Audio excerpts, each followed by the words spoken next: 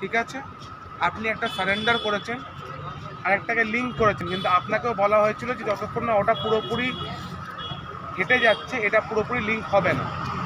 আপনি যখন বলেছিলেন সুমিতকে, সুমিত ওটা এসকেলেট করেছে, আমি ওটা রিএসকেলেট করেছি, কিন্তু যতক্ষণ না ওটা পুরোপুরি হাঁটছে এটা লিঙ্ক হবে না।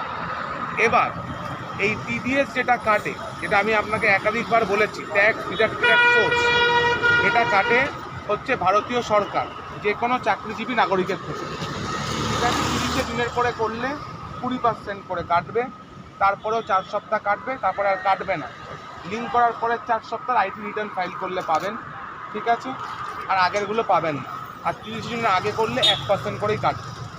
ঠিক আছে, এই 20% যেটা আপনার কাটছে টিডিএস, এটা কাটছে ভারতীয় সরকার।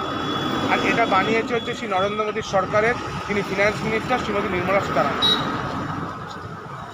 পুরোটা বলেছিলাম আরেকবার, এটা আমাকে পাঠিয়ে